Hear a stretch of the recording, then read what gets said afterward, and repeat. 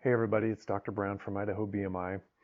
I had two very interesting patients last week, and it brought up a topic that I think needs addressing, and that is weight loss injections, Ozempic, Wegovy, Mounjaro, tirzepatide, and associated mental health risks.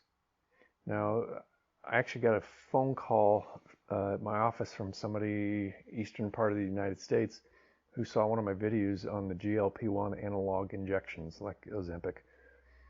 And she told me, I'm part of a Facebook group of around 1,600 people, and the group is really dedicated to support among people who've used these weight loss injections and who've suffered significant mental health side effects, specifically anxiety, depression, and panic attacks. This particular patient said that she's about 40 and never had a mental health diagnosis before, and she used one of these injections for a very short period of time, a month or less, and it's been a couple of months since then, and she told me that she's had what she describes as panic attacks, and she's never had them before. Just very high anxiety, racing heart, and a desire to not leave her home, which is very strange for her. And another patient I had, similar background, she had seen a provider who had prescribed one of these weight loss injections, and it didn't work very well for weight loss, and it had been about 2 years, and again I saw her for the first time last week, and she said, essentially, this has wrecked my life. I'm depressed. I'm not interested in much, and it really wasn't this way before. But since taking that injection for I think about 6 months, I've really struggled with depression and self-image. And there's a sense of desperation in both of these patients. And the one I spoke via telehealth said, look, there's a lot of people that are looking for answers, and we're dismissed by doctors, other providers. People say we're just crazy, we don't know what we're talking about. And my heart went out to these individuals, and I since then been doing some reading some of the literature on these weight loss injections. And what I've found is very interesting, and I think it's worth repeating. Now, a couple of years ago, there was this warning, this alarm about suicidality or suicidal ideation among people using these injections, both in Europe and in the United States. And since then, there's been some articles published which have been very reassuring. Like, there's no evidence in our retrospective studies looking at a lot of people who've used these injections. There's no elevated risk of anxiety, depression, suicidal ideation after using these injections. But going through and reading these studies, I thought it very interesting that all those studies specifically excluded any subjects or participants who had a history of anxiety, depression, or suicidal ideation. And that's a fairly glaring exclusion criteria for studies when one backs up and realizes, okay, you look at people who struggle with obesity, there's actually a very high prevalence of anxiety, depression, and PTSD among our obese population. So that's a bit of a significant manipulation, maybe that's the wrong word, but exclusion.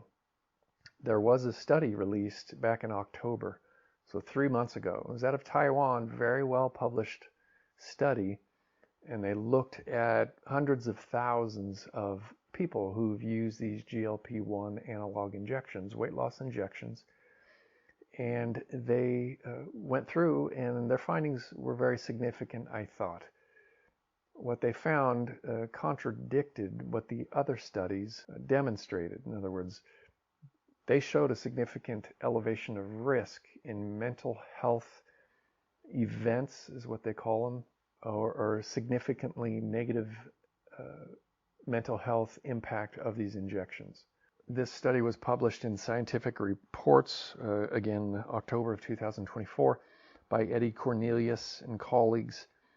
And what they found is in individuals who use these injections for weight loss, there was a 98% increased risk of psychiatric disorders. Notably, patients on these injections exhibited a 195% higher risk of major depression, a 108% increased risk for anxiety, and a 106% elevated risk for suicidal behavior. So I read through several times the study. It's a pretty well conducted study. It's a retrospective study like the others, but I thought was superior in the way it analyzed primary data. It was very interesting that in 2007, after a similar riot in the media, both in Europe and the United States, there was a weight loss drug called Rimonabant, that was rejected by the FDA primarily because the study showed that it increased the risk of suicidal ideation. So I'm sitting here having looked at these studies and wondering, what's the difference?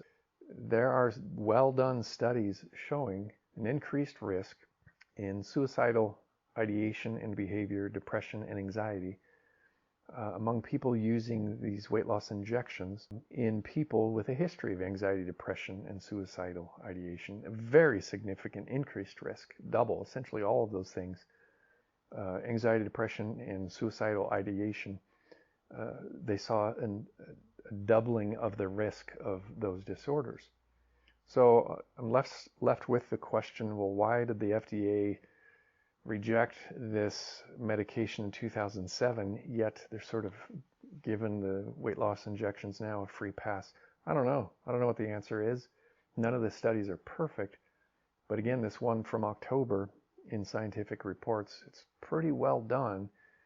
And it's pretty clear in their data. And it's consistent with these people coming out of the woodwork reporting in their own lives these negative consequences of these injections. One big question this woman from eastern part of the United States had was regarding, is this going to get better? These panic attacks, this anxiety that I've never really struggled with, is it going to get better? And I told her, I don't know. No one. There are a lot of questions for which we don't have great answers right now. These are fairly new medications.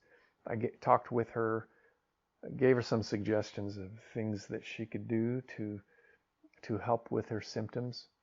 But she sort of caught me off guard with that question. I was optimistic. She was relatively young, didn't have metabolic disease, and I encouraged her, I think, that it will improve in time. But ultimately, I don't know. So a lot of questions. I think we're so excited with the positives of these medications. Sometimes we're a little quick to dismiss claims coming from people who've had some side effects that are pretty significant. So I imagine that we will hear a lot more about this in the future. My heart goes out to folks that have suffered as a result. And time will tell, I suppose. Thanks for joining us. We'll see you next time.